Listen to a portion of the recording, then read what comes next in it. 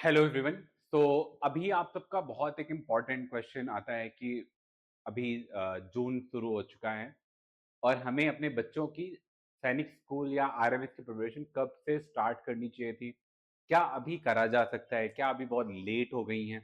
ये सारे क्वेश्चन आपके आते रहते हैं हमारे पास, और हम जब पेरेंट्स से बात करते हैं तो ये बहुत सारे डाउट्स आते हैं।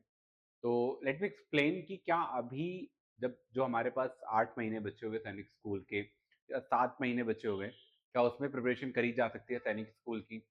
क्या अभी हमारे पास इनफ समय बचा है कि हम प्रिपरेशन शुरू कर सकते हैं? बच्चा क्या अभी कोप अप कर लेगा? क्या बच्चा अभी एग्ज़ाम क्वालीफाई कर लेगा? ऐसे ही हज़ारों क्वेश्चन्स आपके पास होते हैं।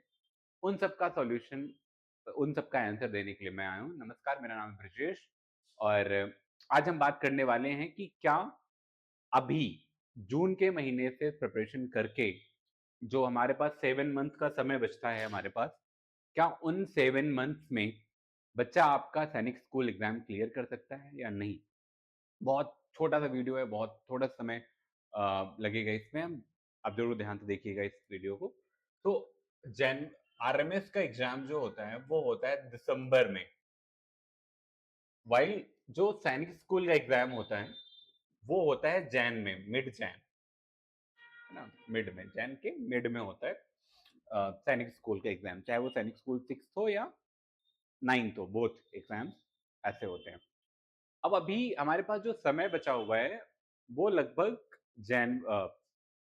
अभी लेट्स सपोज़ ऐड कर लेते हैं जून, तो जून, जुलाई, अगस्त, सितंबर, सितंबर, अक्टूबर, नवंबर, दिसंबर। लेट्स सपोज़ दिसंबर तक ही काउंट करते हैं। अभी हम उसके आगे, क्योंकि जनवरी में एग्ज़ाम होता है, तो हम दिसंबर या जनवरी काउंट करते हैं। तो बस 1, 2, 3, 4, 5, 6 एंड 7, 7 मंथ है, as I told you earlier. 7 महीने हैं। 7 महीने में क्या प्रिपरेशन हो सकती है? तो the very easy and direct question is yes. 7 महीने बहुत होते हैं इस एग्ज़ाम को प्रिपरेशन करने के लिए। I will explain you why 7 month is more than enough for your kid for preparation of सैनिक स्कूल एंट्रेंस एग्ज़ाम। तो बेसिकली होता क्या है, सैनिक स्कूल का जो पेपर है, अगर आप पेपर पिछले साल 4 सालों का या 5 सालों का देखोगे, तो repeated, first thing is repeated questions होते हैं। रिपीटेड क्वेश्चंस पूछे जाते हैं। सेकंड थिंग इज़ कि जो सिलेबस है बहुत कॉम्पैक्ट है, बहुत बड़ा नहीं है, बहुत छोटा सिलेबस है। तो कॉम्पैक्ट सिलेबस है, मैं 6 और 9 दोनों की बात कर रहा हूँ। कॉम्पैक्ट सिलेबस है और 6 और 9 दोनों में ही रिपीटेड क्वेश्चंस होते हैं। हमेशा रिपीटेड क्वेश्चन पूछे जाते हैं। मतलब कुछ क्वेश्चन को छोड़ दो जाए तो आप प्रेडिक्टेबल होता है। Paper is predictable. What is actually required is what actually required is in this for this is basically आपको क्या करना है कि फर्स्ट ऑफ ऑल एक बार सिलेबस को कंप्लीट करना है। सिलेबस कंप्लीशन चाहिए एक बार, विच जनरली टेक्स 3 मंथ्स। कि आप बच्चा अगर आपका क्लासेस में कर रहा है, मैं बता रहा हूँ क्लासेस में, खुद से तो वो 1 महीने में भी कर सकता है। अगर बच्चा पढ़ता है खुद से उसने पढ़ रखा होगा तो, पर क्लासेस में बता रहे हैं मिनिमम 3 महीने इनफ होता है सिलेबस खत्म करने के लिए। हमारी जो क्लासेस होती है लगभग 45 डेज, 30-60 डेज में हम सिलेबस खत्म कर देते हैं। पर ऑब्वियसली स्लो सिलेबस डिपेंड करता है कि आपने कब ज्वाइन किया है, और ऐसा कोई क्वालिटी में क्वांटिटी में ऐसा कुछ फर्क नहीं पड़ता। सेकेंड थिंग इज कि जो सिलेबस कंप्लीशन हो गया आपका 3 मंथ्स में, तो you have left with 4 month, right? अब इन 4 मंथ्स में हम क्या कर सकते हैं कि भाई आपने 1 मंथ में, अब देखो अभी 4 मंथ का जो रोड मैप होना चाहिए, जो हम लगा या हम भी जब अपने एकेडमी में हम जब यूज करते हैं जो रोड मैप, वो ये होता है कि भाई जो लास्ट का हमारा 1 मंथ बच रहा है और 4 महीने बच रहे हैं, इनमें हम ना सैंपल, हम फिर एक बार क्विक रिवीजन करते हैं। अब क्विक रिवीजन में क्या होता है कि हम सारे चैप्टर्स में फिर से कर लेते हैं, या फिर उन चैप्टर्स पे फोकस करते हैं विच आर लेफ्ट, और बच्चे को 50% समझ में आया, लेट सपोज, है ना? जिन चैप्टर्स में 50% समझ में आया, बच्चा कह रहा है सर मुझे तो इनमें कॉन्फिडेंस जीरो है, नहीं है, पर समझ में आया था थोड़ा, बहुत कम समझ में आया, 50%, 20%, लेस देन 50% समझ में आ रहा है। तो वो उन चैप्टर्स को हम रिवाइज करते हैं। फिर उसके बाद जैसे ही हमारा एक बार लगता है सारे बच्चे कॉन्फिडेंट हो जाते हैं सारे चैप्टर्स में, तो फिर हम क्या करते हैं, हम ना सैंपल क्वेश्चन पेपर शुरू कर देते हैं, एसक्यूपीज जो हैं शुरू कर देते हैं, जिसको हम मॉक टेस्ट भी बोलते हैं।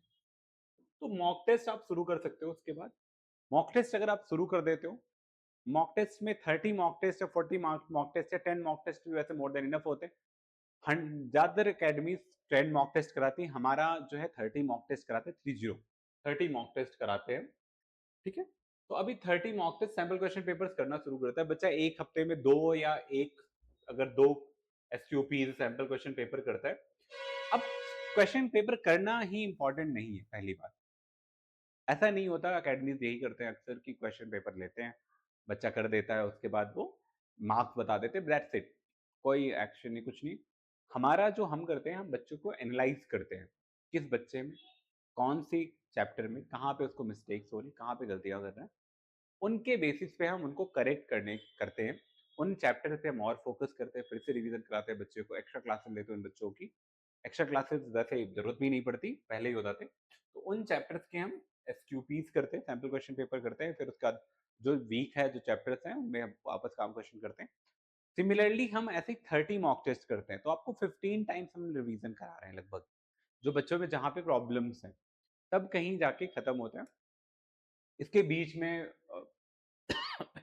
लर्निंग का प्रोसेस चलता रहता है, जीके लर्निंग और इंग्लिश के वोकैब्स हम काम करते रहते हैं, पर्सनालिटी डेवलपमेंट पे क्लास करते रहते हैं। तो मुझे लगता है कि 7 month is like more than enough. 4 महीने का प्रोडक्शन करा, अगर आप किसी अच्छे अकेडमी को ज्वाइन करते हो, मैं नहीं बोलता कि आप सिर्फ मेरी अकेडमी ज्वाइन करो, आप कोई भी अकेडमी ज्वाइन करते हो, 4 महीने मोर देन इनफ होते हैं इस एग्जाम को क्रैक करने के लिए। आई होप आपको बात समझ में आई होगी। अगर आप अभी भी एडमिशन के लिए देख रहे हो अपने बच्चे के लिए सैनिक स्कूल के लिए, हमें कांटेक्ट कर सकते हो। हमारा नंबर है 9555414658। मेरा नाम है Brijesh Sharma. Thank you very much joining class, I mean video. मिलते हैं कल के किसी नए वीडियो में अगले दिन। Thank you. जय हिंद, जय भारत।